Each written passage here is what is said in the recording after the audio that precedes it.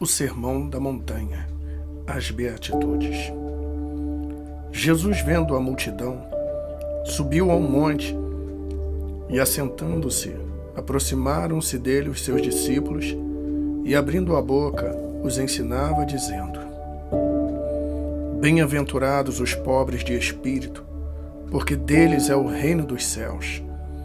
Bem-aventurados os que choram, porque eles serão consolados. Bem-aventurados os mansos, porque eles herdarão a terra. Bem-aventurados os que têm fome e sede de justiça, porque eles serão fartos. Bem-aventurados os misericordiosos, porque eles alcançarão misericórdia. Bem-aventurados os limpos de coração, porque eles verão a Deus. Bem-aventurados os pacificadores, porque eles serão chamados filhos de Deus. Bem-aventurados os que sofrem perseguição por causa da justiça, porque deles é o reino dos céus.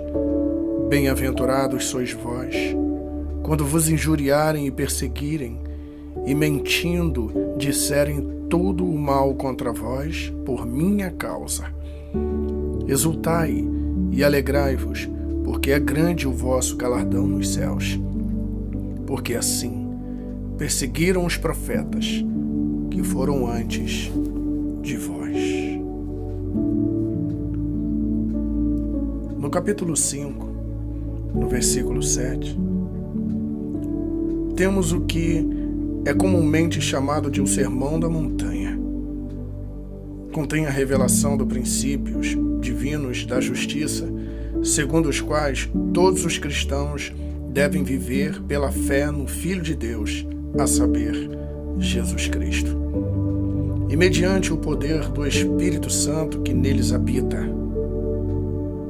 Todos nós, que pertencemos ao reino de Deus, devemos ter uma intensa fome e sede da justiça de que trata este sermão de Jesus Cristo.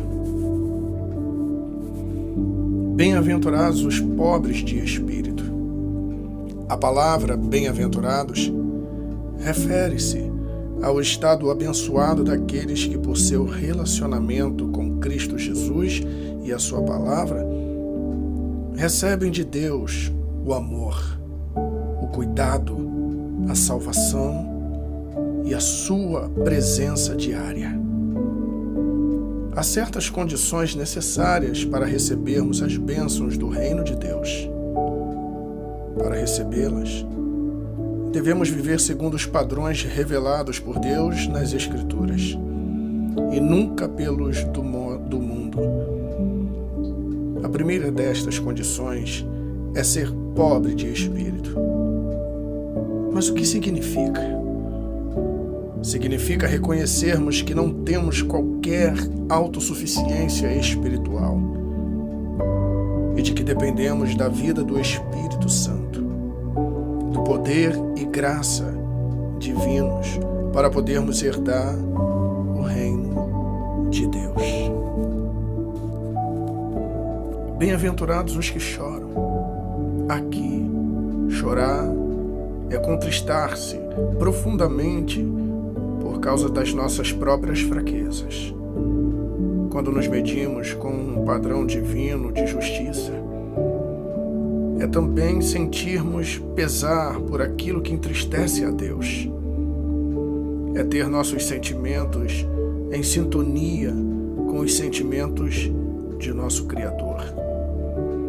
É sentir aflição em nosso espírito por causa do pecado, da imoralidade e da crueldade prevalecente no mundo. Bem-aventurados os mansos. Os mansos são os humildes e submissos diante de Deus. Acham nele o seu refúgio e lhe consagram todo o seu ser. Preocupam-se mais com a obra de Deus e o povo de Deus do que com aquilo que lhes possa acontecer pessoalmente. Os mansos e não os violentos herdarão por fim a cidade celestial.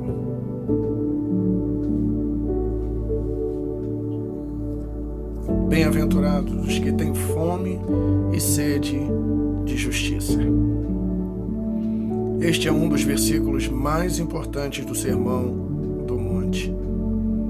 A condição fundamental para uma vida santa, em todos os aspectos, é ter fome e sede de justiça. Tal fome é vista em Moisés. Êxodo 33, versículo 13, versículo 18. Em Davi, Salmo, capítulo 42, versículo 1 e 2.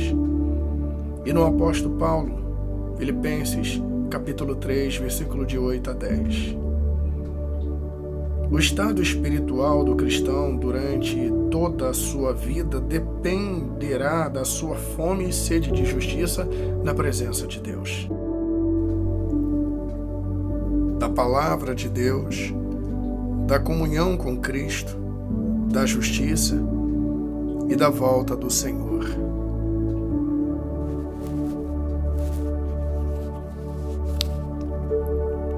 A fome que o cristão tem das coisas de Deus pode ser destruída pelas preocupações deste mundo, pelo engano das riquezas, pela ambição pelas coisas materiais, pelos prazeres do mundo e por deixar de permanecer em Cristo.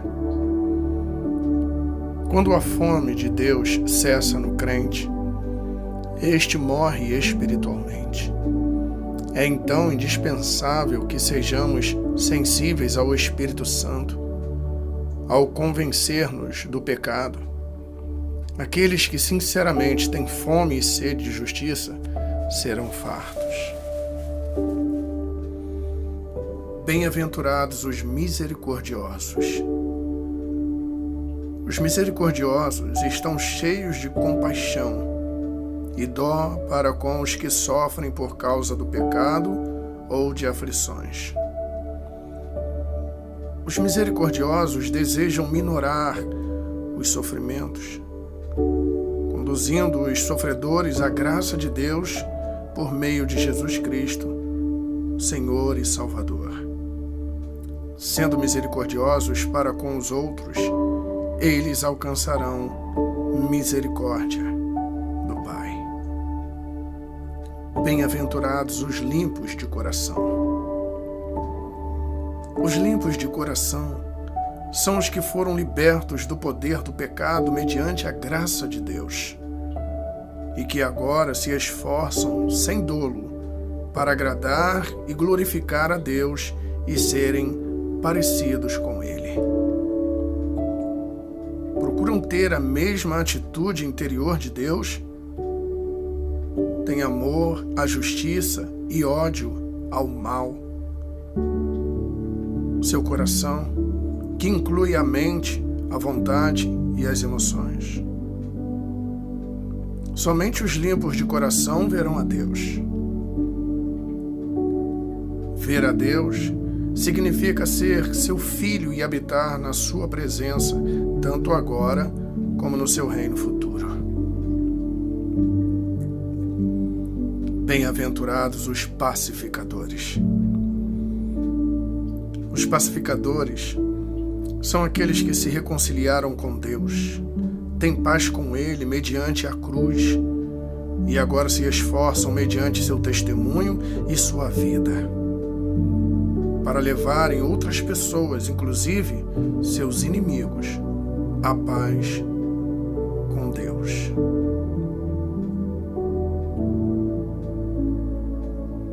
Bem-aventurados os que sofrem perseguição por causa da justiça. Todos os que procuram viver de acordo com a palavra de Deus, por amor à justiça, sofrerão perseguição. Aqueles que conservam os padrões divinos da verdade, da justiça e da pureza, e que ao mesmo tempo se recusam a transigir com a presente sociedade pecaminosa e com o modo de vida dos crentes mornos, sofrerão impopularidade, rejeição e críticas. O mundo lhes moverá perseguição e oposição. e às vezes da parte de membros da igreja professa. Ao experimentar tal sofrimento, o cristão deve regozijar-se, porque Deus outorga a maior bênção àqueles que sofrem mais. O cristão deve precaver-se da tentação de transigir quanto à vontade de Deus, a fim de evitar a vergonha, a ridicularização, o constrangimento ou algum prejuízo. Os princípios do reino de Deus nunca mudam. Todos os que piamente querem viver em Cristo Jesus padecerão perseguições. A promessa aos que enfrentam e suportam perseguições por causa da justiça é que, dos tais, é o reino de Deus. Com tantas coisas sendo lançadas em diversas igrejas, muitas das vezes nos corações dos crentes paira uma pergunta: será que Deus mudou? Será que realmente Deus tem aceitado coisas que não condiz com a sua palavra só para agradar as pessoas? Biblicamente a resposta é não. Deus não mudou. Ele é o mesmo que continua a exigir santidade daqueles que o amam, como diz as Sagradas Escrituras em algum lugar. Sem santidade, ninguém verá a Deus.